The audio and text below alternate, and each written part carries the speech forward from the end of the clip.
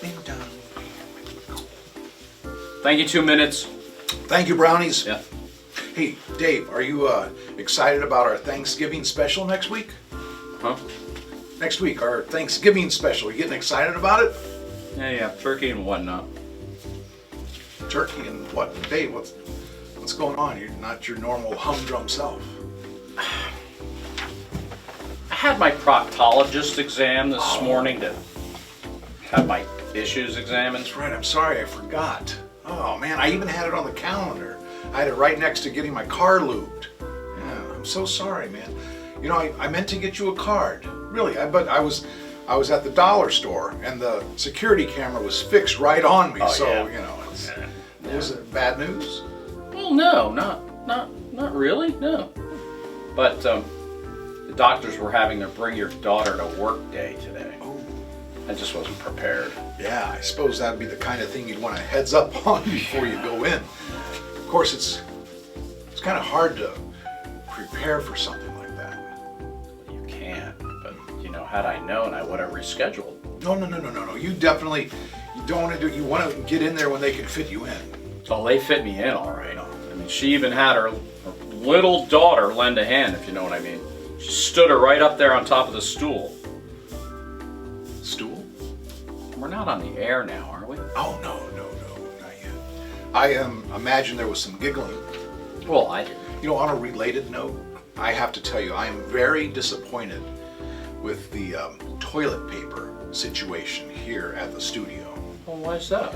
Well, it doesn't give me confidence. What does that It mean? means exactly what I said. I give it a vote of no confidence. So one ply? Barely.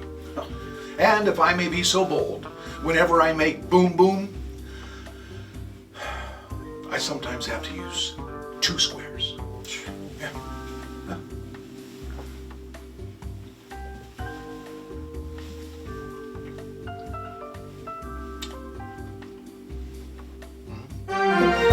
Oh, gee.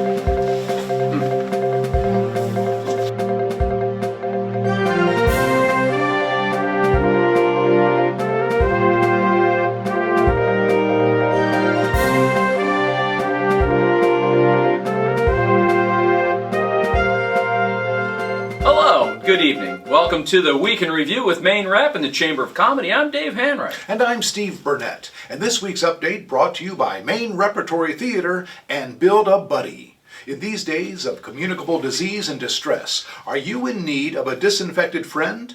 A play pal not only void of opinions you might disagree with, but one you can create to fulfill your own emotional needs and COVID-free to boot? Then stop by the mall and build your own, now with a special adult-only section. Stuff your own best friend with Build a Buddy.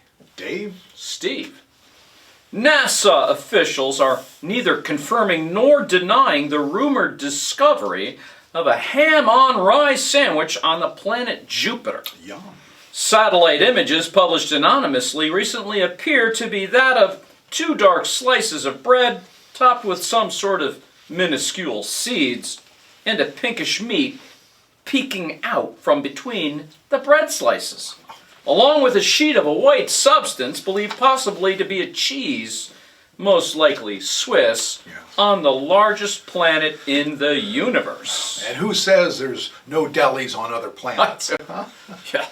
In other news, Popeye and Olive Oil have finally called it quits with their on-again, off-again relationship of more than 50 years. The split seems amicable, but Miss Oil has recently moved to Oregon with her new friend Helen to open, ironically enough, a customized olive oil outlet store. A distraught Popeye said he was surprised Olive didn't want to hang on and enjoy the financial windfall from his Navy military pension. Personally, I think all is not lost between the aging couple, and that love between the two continues to grow because during my interview with them, both Popeye and Olive Oil were quite animated. Yeah. Dave? Steve? Any word if she is still extra virgin olive oil? You always have to go dirty. Hell, I guess that one was out of line. I apologize. Everyone knows Cleveland is chock full of many exciting touristy hotspots, such as the world's largest wig factory, the Dennis Kucinich Botanical Gardens, and the Rock and Roll Hall of Fame. That's right, Dave. Well, watch out, Cleveland, because the Chamber of Comedy caught up with the director and curator of the new Soft Rock Hall of Fame, Prescott Ascot, recently at a wine tasting in neighboring Akron, Ohio. Prescott tells us, better bring a blanket when Kenny G comes to play Soft Rock's Air Supply Amphitheater. And I bit off so much more than I could chew for you. Wow, does that bring back memories? Memories of bell bottoms, perms, and all-night clarinet music. I'm Prescott Ascot, 1/3 of the 70s soft rock band known as A Cup of Oxygen. Yes, More Than I Can Chew was a really big hit for us. But maybe you remember some of our other hits like Paper Cut on My Heart, Let's Do This With Style, and the song that put us on the light rock map, Whittle Me a Wooden Love Song, Widow Wilma. But just like our hair, bands don't stick around forever.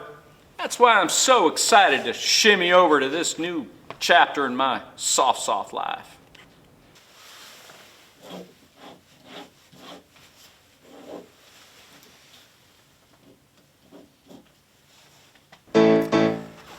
And it's a fascinating time in the soft rock industry. Resurgence of this milieu will bring old friends back on stage, provided we're ADA compliant and install that ramp. The great thing is that since many of our soft rock giants and their fans are a little long in the tooth, our free concerts will begin at 3 o'clock in the afternoon. And they'll be over long before the buffet opens at 5. Did someone say braised ribs and steamed carrots? Yum!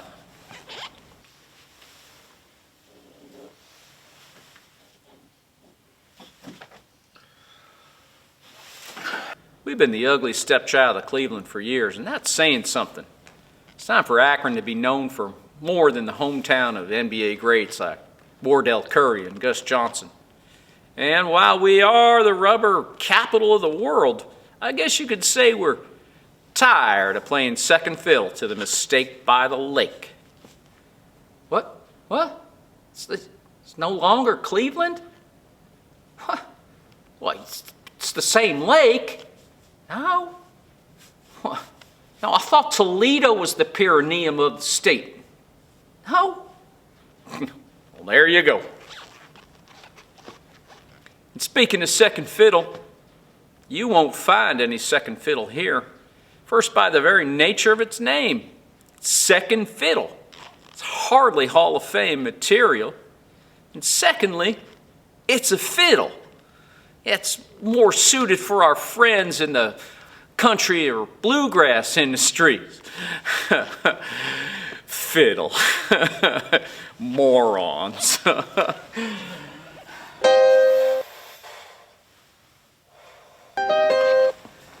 We have blueprints drawn up for a Kenny G wing we think will be a real treat for folks who hate to hear people sing. And we hope to get the permission of Yanni and Sade and name our restrooms after them. The Sinead O'Connor Tranquility Aquarium and Grandparents' Changing Room had to be put on hold for reasons I can't get into here. We plan to dress up a stuffed beaver and pass it off as the little buddy from the Captain and Tennille's chart-busting hit, Muskrat Love. I cannot get enough of that song. But who can? We had plans for an entire memorial wall dedicated to the life of April LeMay, until we learned that Miss LeMay is actually still with us. She was a one-hit wonder with Rubbing You. It was probably going to be a small wall, maybe an engraved tile.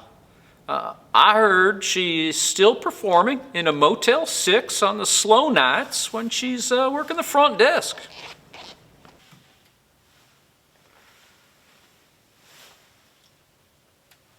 We're still in the early planning stages, if you will, We found the land in an abandoned building with plenty of parking, and we considered naming the parking lot the Gordon Lightfoot Carefree Highway Parking Lot, but the name's a little too long, and some folks were concerned that Mr. Lightfoot might be considered folk and not soft rock, and therefore be unwilling to spend $20 to park there. And, well, he didn't want to give us any money for the naming rights, so...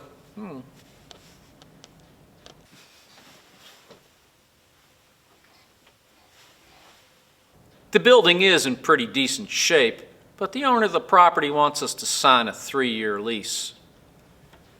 And I mean, really, what kind of an idiot would sign a 3-year lease?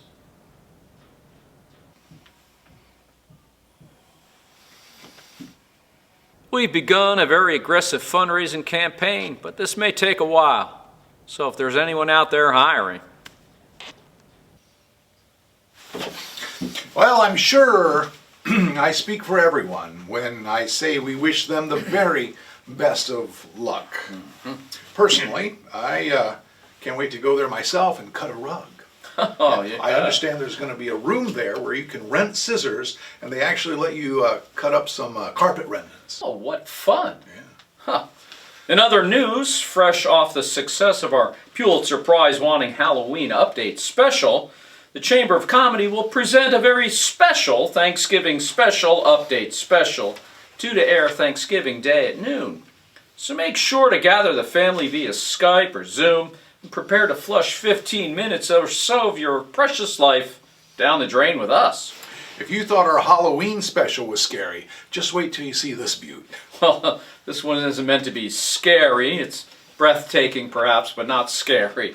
And now, with another installment of Things I've Learned the Hard Way, Please Don't Ask Me How, is our very own David Hanwright. Dave? Thanks, Steve. Despite its name, there is absolutely no fruit in Fruit of the Loom underpants. Now here's Steve with sports. Here's some football scores. 24-17, 36-33, 18-10, and 48-45 in overtime. Yeah. Dave? Steve, you know we've gotten so much feedback from our viewers. Yes, but we plan to continue with these updates anyway. However, we do want to take a brief moment here to address some of you with our answers.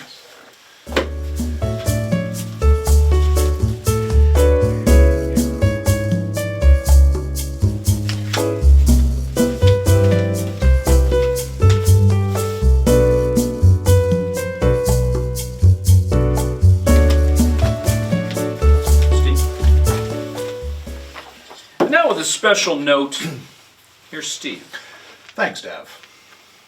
Years ago, when I was working my very first soap opera, I think it was Search for Tomorrow, I was maybe 20 years old and I was just an extra in a drive-in movie scene. And I was sitting in a car and was given the task of kissing this actress who I've never met before. I remember the director's one note to us: just don't ever come up for air. Well, when we were both told what was expected, I could tell she was just as nervous as I was, making out with someone she had never met. So, while we waited to begin, desperate to alleviate her fears, but more so mine when I think about it now, I finally said to her, "Hey, if it helps, I'm from Ohio." Well, she breathed this huge sigh of relief and said, "Oh, thank God, I'm from St. Louis. This is going to be fine." So, that scene had to be run easily 7 or 8 times, and boy, did we do as we were directed. We never came up for air. Well, as it turned out, the first 4 times we did the scene, the cameras weren't even rolling, and we didn't need to be making out yet, though we did, but we were new at this, so what did we know? We were doing what was called dry teching the scene. But when they finally did have everything recorded, suddenly the director's voice boomed over the speakers on the set, and he said, "How about a hand for our couple in the middle car who really got into their roles even when we weren't taping?"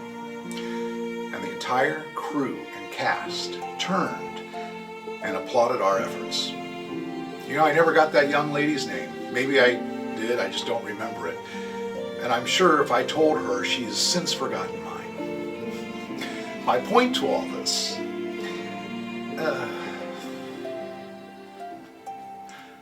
I forgot. Dave? I think you just wanted an excuse to brag about being in a soap and making out with a girl from St. Louis. That's what you pulled from all of that, huh? Yeah. You know, you should be a bailiff. You mean a lawyer because I can cut to the truth, Steve? No, a bailiff. That's this week's update. Thanks for joining us. I'm Dave Hanwright. And I'm Steve Burnett. Remember, when news breaks out, so do we. Let's just hope you and your St. Louis lass didn't break out in any sort of cold sores after making out with each other. Lass? What are you British now? Thank you, and good night. Well, that went well, I thought. Yeah, so you didn't tell me about the appointment. Did you get a clean bill of health from your butt doctor? Yeah, everything's good back there. Oh, good. Hey, have you ever gone to one of those kinds of doctors? Yep, every Tuesday, Wednesday, and Friday. Really? I'm sorry, you must have some really terrible issues.